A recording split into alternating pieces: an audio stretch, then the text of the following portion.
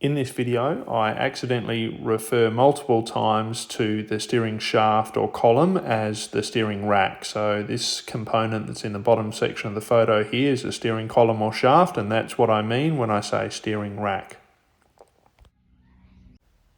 So all of the footage in this video was filmed about 6 months ago when I still had the stock turbos fitted to the car. So I did this upgrade with the stock turbos fitted in preparation for my plans to upgrade to RB2s Plus, which I've since done, and I'm using these outlets now with those turbos and without any further modifications. So the stock turbo outlets for the right-hand drive cars have their outlets, so the turbo is in the same position as the outlets for the RB right-hand drive turbos, the OEM ones and the RB2s and the RB2s Plus. The Game Finisher turbos from RB have outlets in a different position and require a different solution. So finished product and the original one from my car. I used a number of tools, hacksaws and even a sliding saw made for wood with an aluminium blade in it. This was probably a very handy tool, a pipe cutter for at least doing square cuts in a couple of places where I was able to do square cuts, but otherwise most of the other cuts were angled. Even a hacksaw would do the job. So yeah, here's how it looks, and you can see I've taken a different path. So this is the rear turbo. This section is the same, no modifications to that. So this is how it comes from VRSF for the front turbo, and that fit up just fine. It was just the routing of this rear pipe, or the pipe to the rear turbo. And the original one came out of the turbo and snuck along in between the exhaust manifold and the steering rack, and so it's got a lot of squishes in it. I've come out, taken a different route, gone up and around and across the top. Haven't put my clamps on here yet, we'll do that once it's installed. But just to give you an idea, as well as the size difference there, you see how choked that would be through there. So this one not squished at all, apart from the little bit I did in the back for where it passes the steering rack. And you get an idea as well of the size of the holes there, how much more volume this VRSF one is going to carry. So here's some footage from my car, as well as some generic comparisons between all the right-hand drive variants, the 135, 335 and the Z4. So it's this is the stock outlet situation, and it's the rear turbo outlet that is different for the right-hand drive cars. The front turbo outlet is the same. The rear turbo outlet has to facilitate the steering rack, or the position of the steering rack on the right-hand drive cars, and have clearance for it. Now, it's not the operational clearance that causes a lot of these restrictions, it's the assembly clearance in the manufacturing of the car. So when they install the engine in the car, the outlets are already on it, and they need it as they lift it up into place on the subframe to clear the steering rack that's also in place.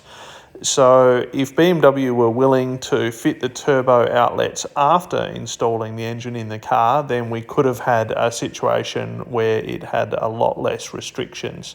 The routing that it takes is definitely different because of the steering rack, but a lot of the restrictions in the outlet that we have are more to do with the assembly of the car. This is a 19mm deep socket with an OD of about 26 or 27 millimeters, and I can just squeeze it between the heat shield of the steering rack and the outlet from the turbo. Let's move on to modifying the VRSF rear turbo outlet. To ensure that my modifications don't go completely astray, I made up this jig, so a bit of woodwork here, and with that sitting flush down on that face, and this piece up here, I've marked where the two ends meet the wood. Now that's sort of critical to everything that's going on. The mounting face of the turbo can't change, and the mounting point for the other pipe can't change, or not by much. The dashed line represents where it could move up to, so something like that. What happens in between really doesn't matter as long as I clear that steering rack. So once I've done all my modifications, I need to be able to put it back on this jig and ensure that the two ends line up with these circled areas on the wood. So here I have some footage where I'm talking about the modifications I'm going to make to the existing pipe or outlet to try and reuse it, just cutting and shutting and making it work. So I cut this sort of wedge out from the adapter where it attaches to the turbo, and I was going to fold that over and weld it up, but in the end I abandoned this idea completely, and all I used from the rear turbo outlet was that adapter piece on the right of frame which attaches to the turbo. So I ended up cutting that off from the original pipe completely, throwing away all of the original pieces of pipe, and just used two 90-degree bends, mandrel 51mm or 2-inch mandrel bends that are available off the shelf from several suppliers. I use those, cutting and shutting those two 90-degree bends to form a solution. So the fabrication process was extremely time consuming. I didn't really record much. Here's a few photos along the way, but I started by attaching the front turbo outlet as something to build towards. Then I attached the rear turbo adapter or connector using its V-band clamp in place on the rear turbo.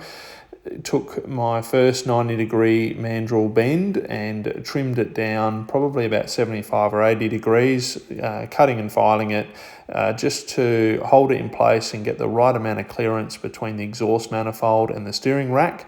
Once I had that, I took it to a fabrication firm, a stainless steel fabrication firm, not ideal, but they were just around the corner, and I got them to tack weld it in place. And then I came home and worked on the next section, heading in the direction of that front turbo outlet, just taping each section on as I went, take it back, get that tack welded in place, etc.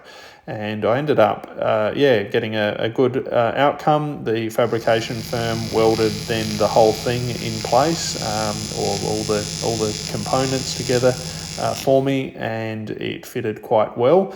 The last step was to take it to a exhaust shop and get them to put a bead roll in the end of the tube so that it didn't slip off the silicone adapter.